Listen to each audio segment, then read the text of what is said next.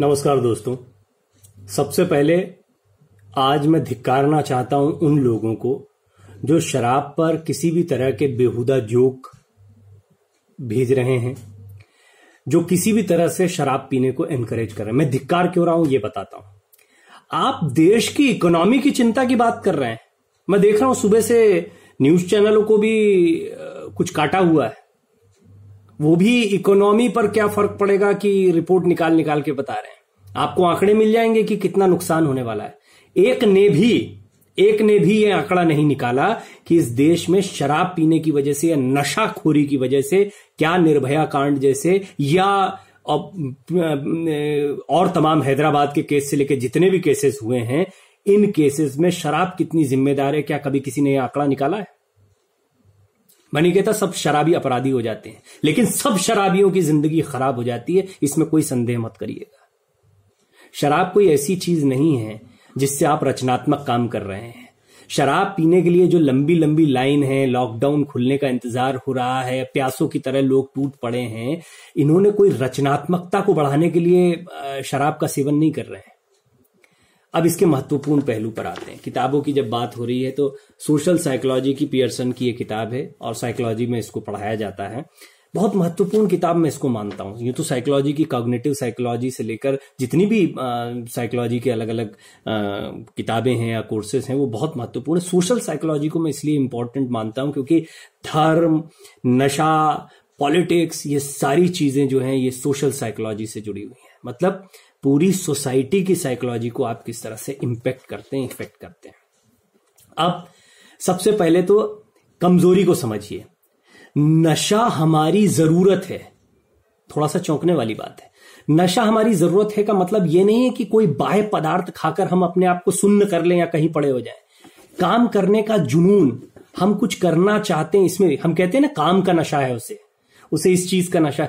ये एक इंसान की फितरत होती है कि वो बैठना नहीं चाहता, ये उसका गुण है। लेकिन ज्यादातर लोग जो भटके हुए हैं या जिनको नहीं समझ में आता या जो टूट जाते हैं एक समय पर जाकर या जो थकान महसूस करने लगते हैं क्योंकि वो कुछ ऐसा कर रहे हैं जो बोझिल है, वो कुछ ऐसा कर रहे हैं जो वो नहीं करना चाहते हैं जीवन में, उन्हें जबरदस्ती करना पड़ रहा है या उन पर थोपा गया है, ऐसे लोग कृत्रिम नशे की तरफ जाते हैं। वो नशा सिर्फ शराब का नशा नहीं है, वो खतरनाक नशे हैं। क्यों आपने बड़े बड़े बॉलीवुड स्टार्स के बच्चों को नशे की गिरफ्त में पाया या पैसे वालों के बच्चों को नशे की गिरफ्त में पाया? उनके अंदर वो पैशन, वो जुनून खत्म हो जाता है। और क्यों आपने बिल्कुल निचले तबके के मजदूरों को नशे में पाया? क्योंकि उनके अंदर वो पैशन कभी जाग ही नहीं पाता है। और क्यों मिडिल क्लास का एक बहुत बड़ा तबका आपको नशे की गिरफ्त में दिखाई देता है? क्योंकि वो गुलाम है उस काम को करने के लिए जो वो करना ही नहीं चाहता है। नशे की शुरुआत तो कुछ इस तरह से होती है, लेकिन बाद में चाहकर भी इसको नहीं छोड़ा जा सकता। लोग इसके इस कदर गुलाम हो जाते हैं कि वो जानते हैं।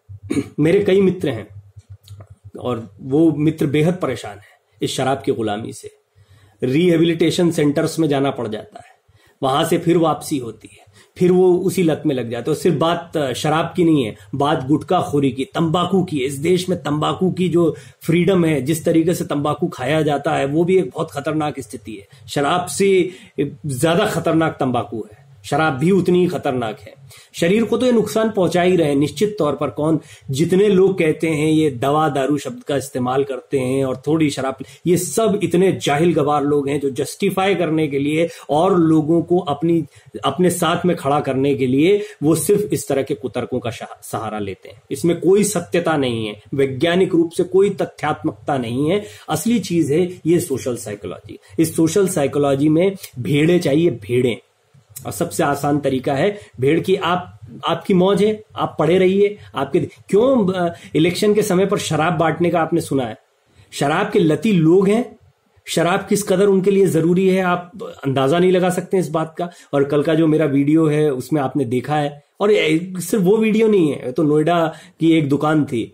आप किसी दुकान पर चले जाइए, पूरे देश भर से इसी तरह की, चाहे उत्तराखंड हो, चाहे उत्तर प्रदेश हो, चाहे देश का कोई भी हिस्सा हो, जहां शराब की दुकानें खोली गई, वहां पर इसी तरह के हालात देखने को मिले। आप सब इस पर लगे हुए हैं, ये बहस की इकोनॉमी पर क्या असर पड़ेगा, कितना राजस्व वसूला जाता है। अमरिंदर सिंह कह रहे हैं कि अरे बाकी चीजों से कहां आता, असली पैसा तो इसी से आता है। अगर इसको बंद कर देंगे तो काम कैसे चलेगा? अब मैं कह रहा हूं कि बिहार और गुजरात कैसे काम चलाते हैं। ये सब बहाने हैं, सस्ते तरीके। आप जहर दे देंगे क्या? आपको राजस्व का मतलब आप जस्टिफाई कर रहे हैं कि जो शराब पीते हैं वो राजकीय खजाने को भरने के लिए उत्तरदायी हैं, वो तो आपके लिए भगवान हो गए। मतलब आप पूरी दुनिया को, आप पूरे देश को शराब पिलाते रहेंगे, देश के युवाओं को नशा बांटते रहेंगे। कल के दिन आपको शराब से ज्यादा खतरनाक नशों से राजस्व की ज्यादा प्राप्ति होने लग जाएगी तो आप उसको चालू कर देंगे। मैं घोर विरोध करता हूं, घोर निंदा करता हूं ऐसे तमाम प्रयासों की। आपसे निवेदन करता हूं हाथ जोड़कर, इस पर कोई तर्क वितर्क मत करिए। बहुत क्लियरली जान लीजिए, शराब इस समाज की दुश्मन है, आपकी दुश्मन है। किसी भी तरह का नशा हो वो हमारा दुश्मन है। और जिस तरह के लती हम देख रहे हैं, ये लत के शिकार जो लोग हैं, इनका परिवार रोता है बाद में। इन्हें अभी अंदाजा नहीं है क्या चल रहा है, ये क्या कर रहे हैं अपने साथ, अपने परिवार के साथ में। और एक दिन एक झटका आएगा जब पूरा परिवार टूट जाएगा, बुरी तरह से सड़कों पर आ जाएगा, बच्चों का भविष्य नर्क हो जाएगा। बच्चे टूटेंगे धीरे धीरे वो, क्योंकि सोशल एक्सेप्टेबिलिटी, सोशल साइकोलॉजी में एक ये भी है, प्रीजुडिस और बहुत सारी चीजें इसमें जब पढ़ाई जाती तो ये बताया जाता है कि जो देखा जा रहा है उसको फॉलो किया जाता है, जो स्वीकार्य। मेरे परिवार में स्वीकार्य नहीं था, हमारे लिए बहुत आश्चर्य का विषय है कि कोई पिता पुत्र बैठकर शराब पी लें। और लेकिन जब मैंने थोड़ा सा कॉलेज वगैरह जाने लगा तो मैंने ऐसे परिवारों को देखा जहां पर मैं इस परंपरा को देखता था, इजीली एक्सेप्टेबल था बच्चों के लिए, क्योंकि उनके पिता शराब पीते थे। जिन परिवारों में ये परंपरा नहीं होती है वो परिवार जो है वो सुरक्षित रहते हैं। ऐसा नहीं है कि उनके परिवारों में ऐसा नहीं होता, वो तो आपका कुसंग है, आप कहां से पालें क्या कर लें।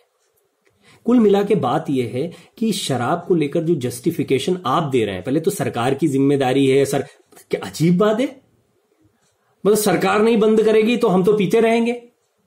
ये क्या बात है, कैसा कुतर्क है। इतने मूर्ख हैं वो लोग जो ये तर्क देते हैं कि सरकार को बंद करना चाहिए। पहले आप बंद करिए, सरकार को जो करना है वो करेगी। और सरकार से निवेदन है कि अगर गुजरात और बिहार में इसको महत्वपूर्ण मानते हैं तो पूरा देश इससे उपेक्षित क्यों है। हालांकि मैं जानता हूं कि राज्य सरकार, केंद्र सरकार ये इस शराब के मामले में, क्योंकि राजस्व का अधिकार और निर्णय लेने का अधिकार राज्य सरकारों के पास में होता है, तो वो अपने तरीके से अपनी अर्थव्यवस्था को देखकर करते हैं।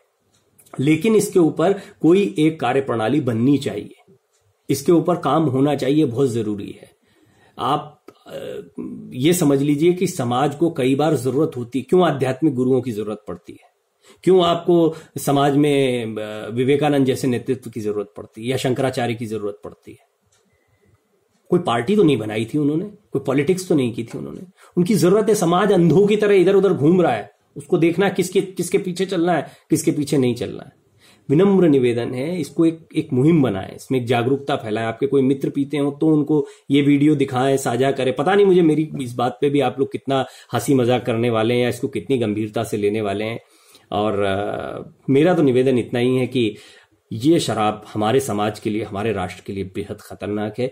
और जब संक्रमण की बात हो ही रही है तो कोरोना के साथ साथ इससे भी निपटना चाहिए। 40 दिन तक इससे निपटे हैं ना। जब 40 दिन तक कोई चीज हो सकती है तो इसका मतलब यह है कि वो आगे भी हो सकती है। मैं तो कहता हूं 24 दिन में आदत बन सकती है, तो 40 दिन तो 2 गुना समय हो गया। ये मैंने बहुत शुरुआती वीडियोज में कहा था आपको। तो इसके बाद में तो आप गुलाम हैं, जबरदस्ती उसमें जाना चाह रहे हैं क्योंकि आपको कुछ और समझ में नहीं आ रहा। अपना असली नशा पहचानिए, अपना जुनून पहचानिए, अपनी प्रसन्नता को पहचानिए और फिर इससे निकलिए। बहुत बहुत धन्यवाद सुनने के लिए।